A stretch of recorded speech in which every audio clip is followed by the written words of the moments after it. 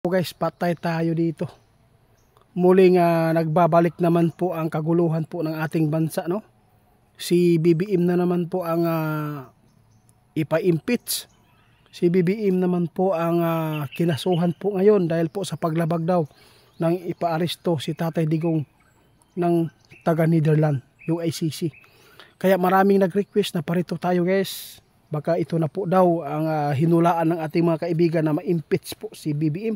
Kaya gusto ko po na ipaabot sa inyo kung ano po ba ang katotohanan na magaganap yung inihain po ng party list na mag-asawa na ito ay paglabag daw ni BBM sa batas natin dito sa ating bansa dahil po sa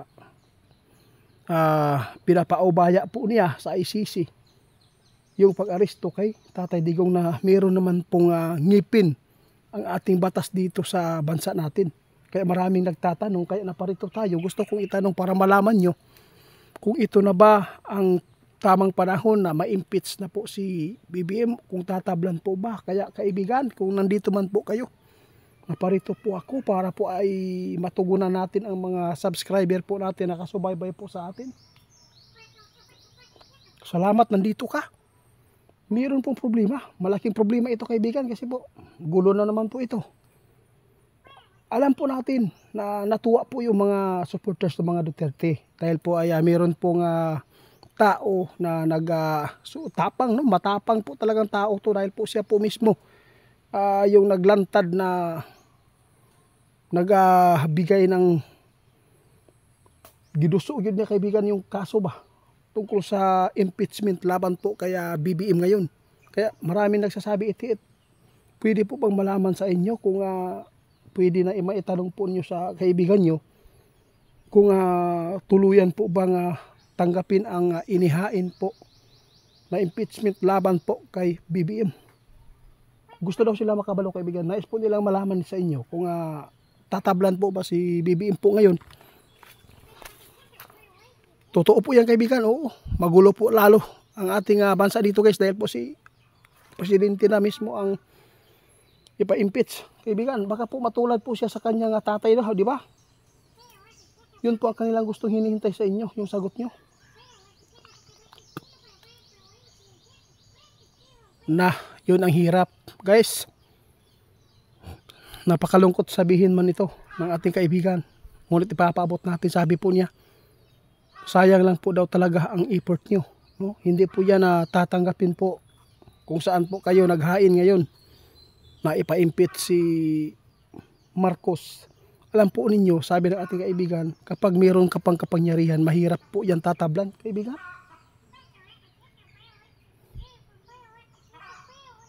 Oo, pero nakita natin, sobrang tapang po talaga yung naggawa nito. Na sila po talaga mismo, actual po nagpapakita na sinampahan po talaga nila na ipa-impeach po si BBM ngayon. Kaya marami pong mga supporters ng Duterte sobrang tuwa dahil po mayroon po nagrumentado ba na magbigay po talaga ng halaga sa mga Duterte. Kaluoy, sa lahat po ng mga nag-asam-asam dyan na ma-impeach si BBM, hindi po daw yan mangyayari, guys, no? Nasa pwesto si BBM, siya po yung administrasyon natin at siya po yung may kapangyarihan. Hindi po daw basta-basta na matatanggap yan. Baliwalain pa rin yan, hindi po yan matatablan. Sabi ng ating kaibigan, kung ikaw yung tatanungin ko, kailan po ba ito siya matatablan? Ayon, matatablan lang po daw si BBM, guys, kapag wala na po siyang kapangyarihan. Kaya abangan na lang po natin, guys, no? Huwag po kayong magmamadali. Nakaproseso ang lahat, no? Ngayon, hindi man po siya matatablan dahil po meron po siyang kapangyarihan pa dito sa ating bansa. Ang masasabi lang po ni kaibigan, no?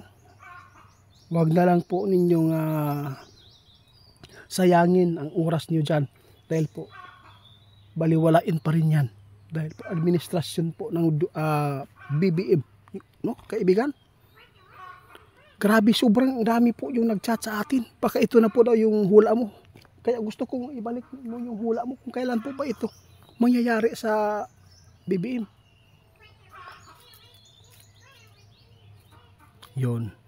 Kapag marami pong mga PDP laban daw dito guys na mananalo, posibleng matatablan.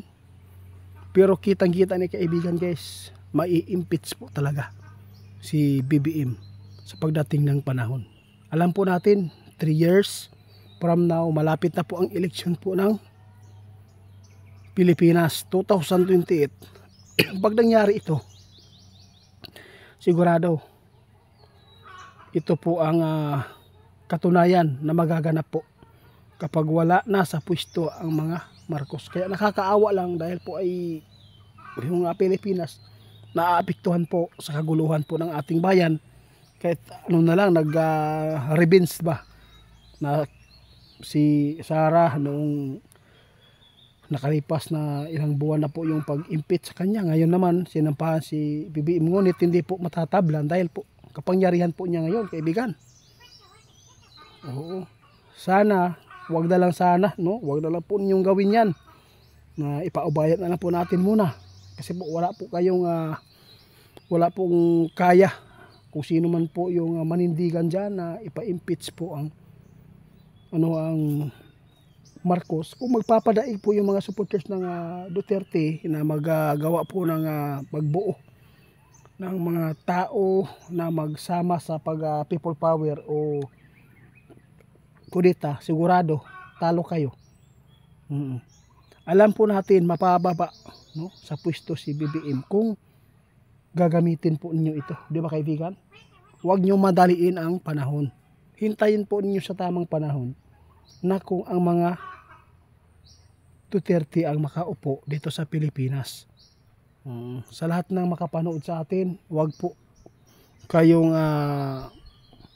magsaya agad dahil po sa paghain ng impeachment laban kay BBM. Hindi po daw yan tatanggapin at hindi po yan makatalab kay BBM dahil po sa dami po ng mga sumusuporta po sa kanya doon sa loob ng Malacanang. Wala po kayong magagawa kundi yun, mabalita. Hintayin na lang po inyo ang panahon. Pagdating ng panahon, alam po ninyo para tayong gulong dito, no? Kung kailan kayo maplatan, yun po ang ikababagsak nyo. Yun, kaibigan. Salamat po, no? Hindi ito ang hinuhulaan ng ating kaibigan na mangyayari po kay BBM.